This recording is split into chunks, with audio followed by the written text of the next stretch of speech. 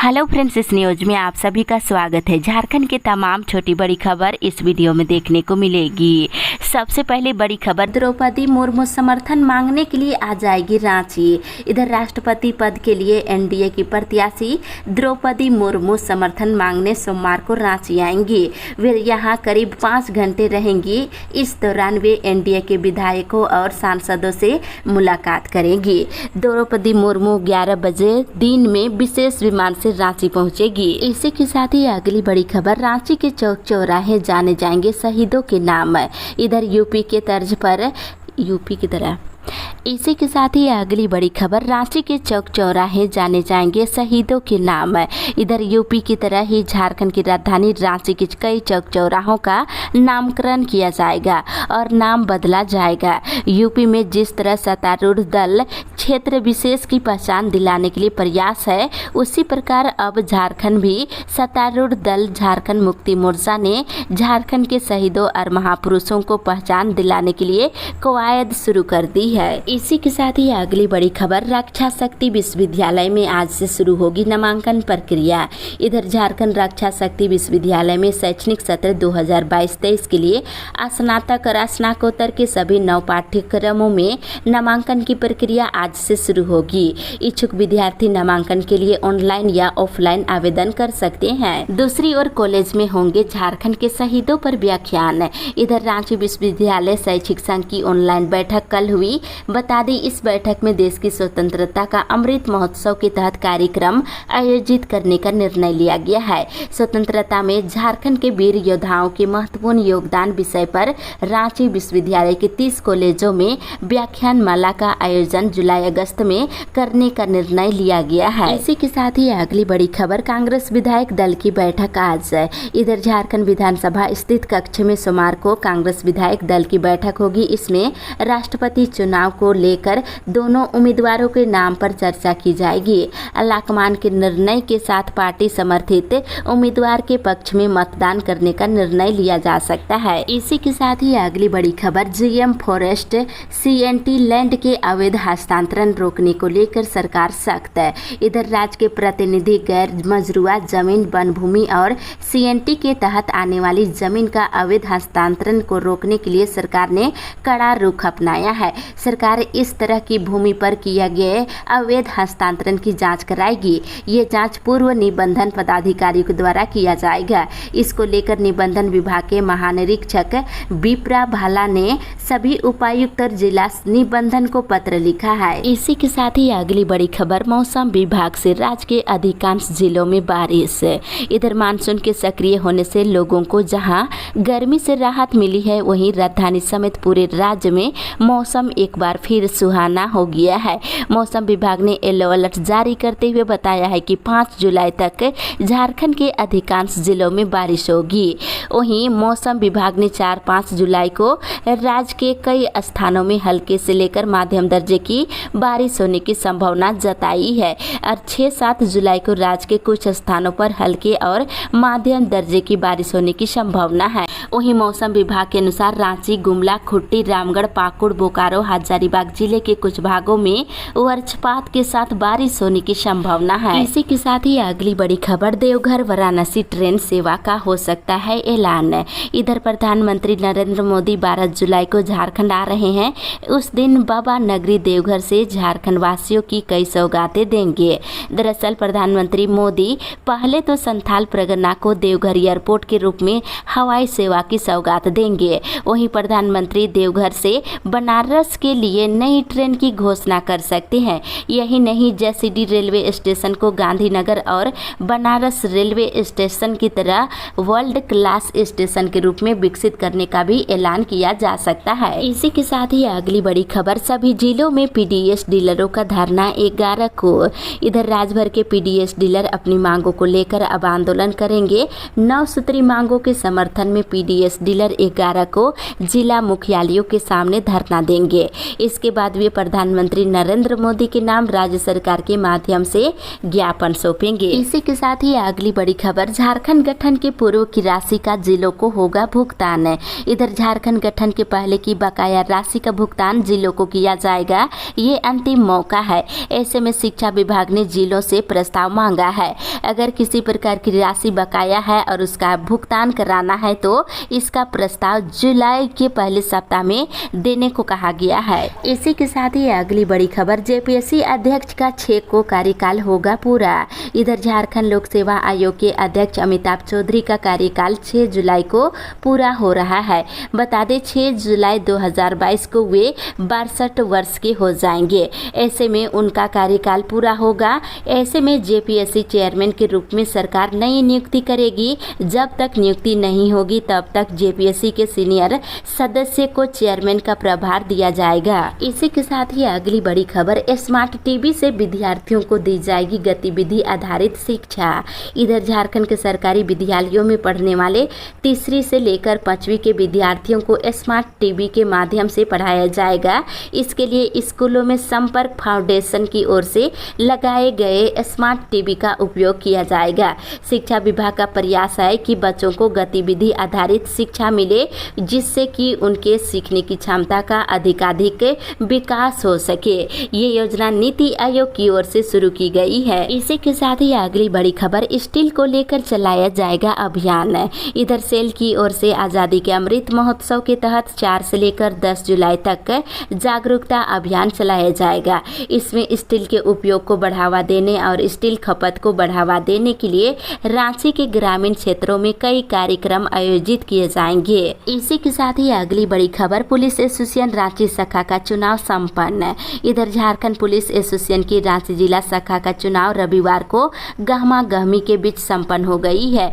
Ballot paper से हुए मतदान में 1104 सदस्यों में से 860 ने मतदान किए हैं। दूसरी ओर बाबूलाल ने रिम्स की परीक्षा पर उठाए सवाल। इधर रिम्स के ए श्रेणी के पद पर बहाली के इच्छुक उम्मीदवारों की परीक्षा कोलकाता में आयोजित कराने पर पूर्व मुख्यमंत्री बाबूलाल मरांडी ने सवाल उठाए हैं। उन्होंने कहा है कि रिम्स में बहाली के इच्छुक दूसरे राज्य के अभ्यर्थियों की ऑनलाइन परीक्षा कोलकाता में लिए जाने की खास वजह समझ से परे है। इसी के साथ ही अगली बड़ी खबर, कुर्मी संगठनों ने आंदोलन की बनाई रणनीति।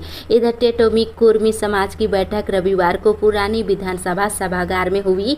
इस बैठक में कुर्मी को अनुसूचित जनजाति की सूची में शामिल करने के लिए आंदोलन करने का निर्णय लिया गया है। इसी के साथ ही अगली बड़ी खबर, देश में जरूरी 84 दवाइयों की खुदरा दाम तय। इधर देश में दवाओं की कीमत तय करने से संबंधित नियामक NPPA ने मधुमेह, सिर दर्द और उच्च रक्तचाप के इलाज में इस्तेमाल होने वाली 84 दवाइयों की खुदरा कीमत तय कर दी है। इसी के साथ ही अगली बड़ी खबर, अब नहीं होगी राज्य में बिजली की किल्लत। इधर पिछले कई महीनों से पानी के अभाव में सिकिदरी हाइडल से उत्पादन बंद हो गया था, लेकिन अब यहां से बिजली उत्पादन शुरू हो गया है।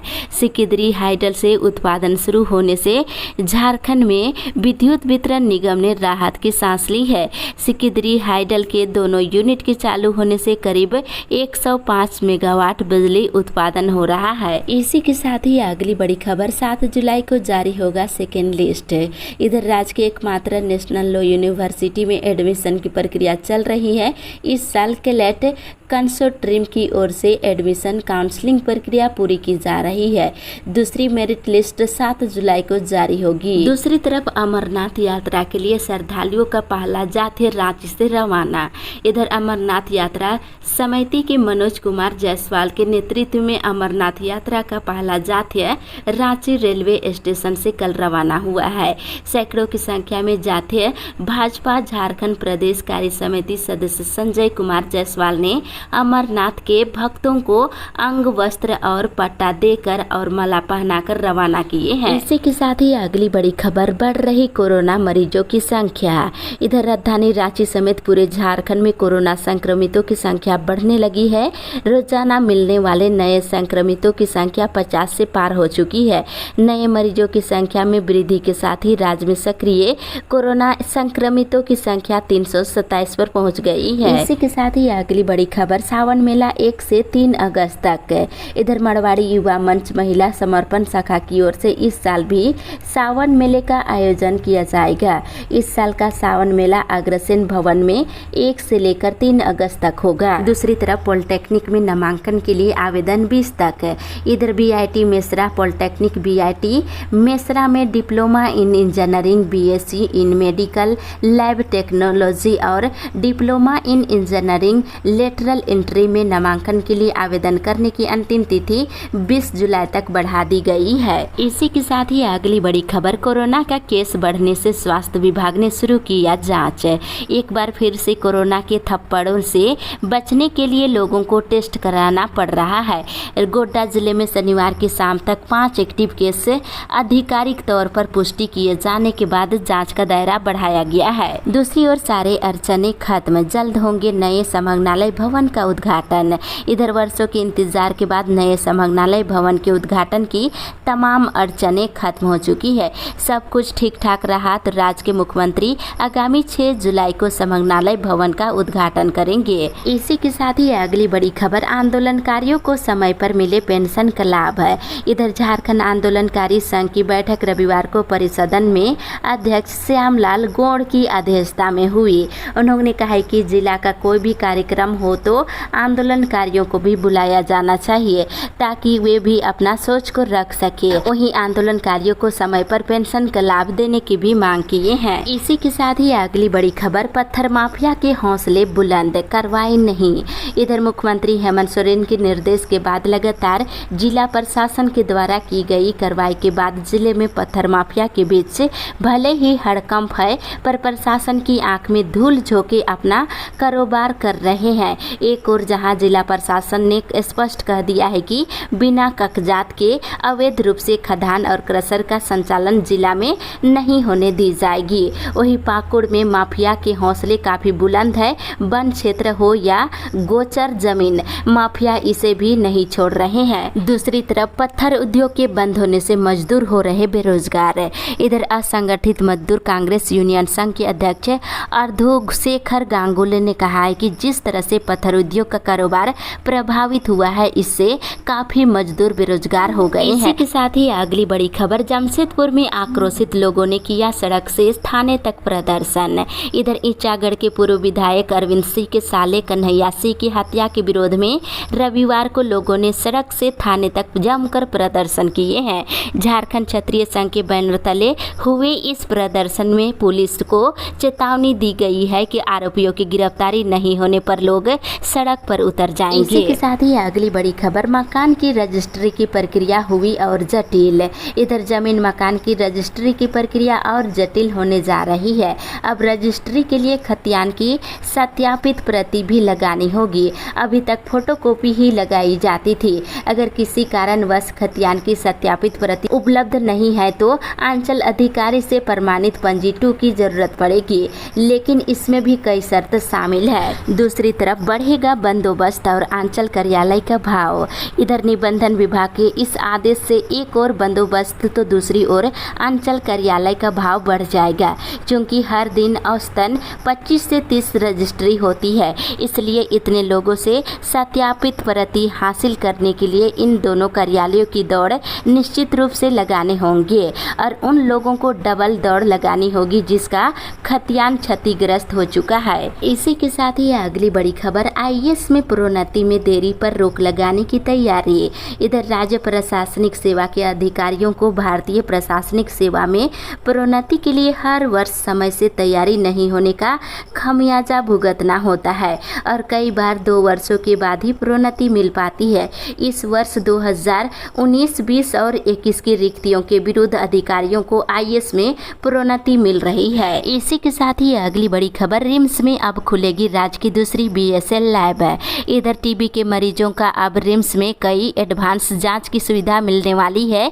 ऐसे मरीजों का अब मल्टी ड्रग सेंसिटिव वेस्ट किया जा सकता है। अभी तक यहाँ पर टीबी का कल्चर जांच होती थी, लेकिन इस जांच के लिए BSL 3 लैब का निर्माण 6 महीने में करने की तैयारी है। इसे लेकर प्रबंधन की ओर से टेंडर भी निकाल दिया गया है। इसी के साथ ही अगली बड़ी खबर, 1000 पुलिस कर्मियों की तैनाती के बाद भी रथ मेला में छिनताई पर नहीं लग रही रोक। इधर जगन्नाथ रथ मेला में सुरक्षा व्यवस्था देखते हुए 1000 महिला पुरुष बलों की तैनाती की गई है। इसके बावजूद मेले में छिनताई गिरोह आतंक मचाए हुए हैं। 2 दिनों के अंदर दर्जनों श्रद्धालुओं के बैग, चेन और मोबाइल आदि लूट लिए गए हैं। इसके साथ ही जगन्नाथ रथ यात्रा के तीसरे दिन रविवार को भी भगवान के दर्शन पूजन के लिए सुबह से ही भीड़ लगी रही और मंदिर का पट 5 बजे आम श्रद्धालुओं के लिए खोल दिए जाते हैं। इससे पहले ही श्रद्धालु लाइन में खड़े रहते हैं। इसके साथ ही अगली बड़ी खबर, सरकारी स्कूलों में नए शैक्षणिक सत्र की पढ़ाई शुरू। इधर राज्य के सरकारी स्कूलों में नए शैक्षणिक सत्र की पढ़ाई शुरू हो गई है। नया सत्र 1 जुलाई से शुरू होना था, लेकिन 1 जुलाई को रथ यात्रा को लेकर अवकाश होने के कारण पढ़ाई शनिवार से शुरू हुई है। दूसरी ओर स्कूलों में नामांकन अभियान भी हो गया शुरू।